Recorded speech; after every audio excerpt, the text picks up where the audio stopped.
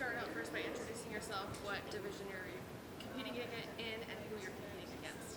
What's up, y'all? My name is Nick Rodriguez, a.k.a. Nicky Rod, a.k.a. the Black Belt Slayer or the Natty King, whatever you have it. I'll be competing on UFC Fight Pass December 10th against Yuri Simoes, the reigning ADCC Absolute Champion. That was a great intro. Nobody's cutting slightly. Thank you. You're used to this. A little bit. So can you talk to me about that face-off? There's a little bit of tension there. What's going on between you guys? The face-off between Yuri Simoes and Nicky Rod, it was just a normal thing, you know. I like to see my opponents, their attributes or their lack of attributes, and I don't less of a size up, more of a reality check that I'm gonna win tomorrow. What are you expecting from him? Tomorrow I'm expecting, decent tactics, some hesitation to enter in real jiu-jitsu, because the more real jiu-jitsu that happens tomorrow in our match, the more it favors me.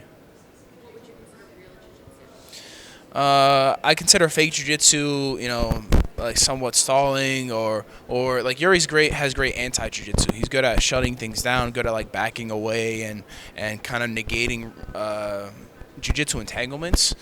As I prefer to be completely submersed and engaged in offensive measures, and tomorrow I'll be looking for completely offensive and dominant positions.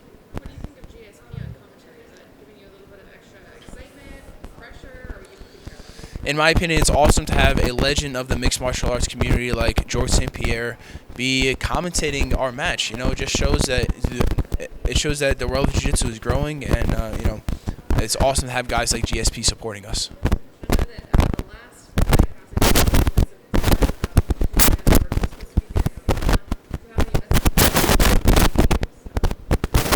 was Yeah, my last when I won the UFC Fight Pass Invitational tournament, I had a call out. It was just a simple call out because Gordon was accusing me of doing steroids. So I was like, all right, obviously it's time for me to step up. So I called him back out. I was like, listen, I'm not on steroids. We know you are. So let's have a match. USADA tested, and let's get after it. And he completely denied. He's a steroid abuser.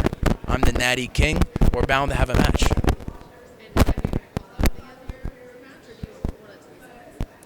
I'm just going to do what feels right, and what feels right is getting my hand raised in a dominant fashion. What's next for you?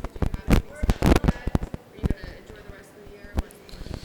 The plan for me is to continue to submerge myself in the world of jiu-jitsu, continue to get better, gain techniques, gain experience.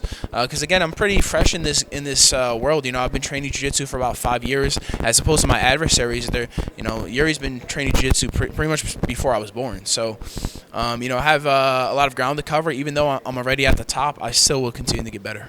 How'd you get started in jiu-jitsu? Previously known as a wrestler, I was bouncing. I was working as a bouncer at a club when I was like 19 years old, and or maybe like 20 years old. And some of the bouncers were trained jiu-jitsu, and they kind of convinced me to go out and go to one of their gyms. And from day one, I fell in love with it and just kind of stuck with it.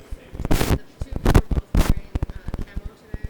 Is that a prediction of a war to come? Who my opponent was wearing camo? I wasn't looking at his clothes. I was more staring at his soul, and it's a little bit dirty.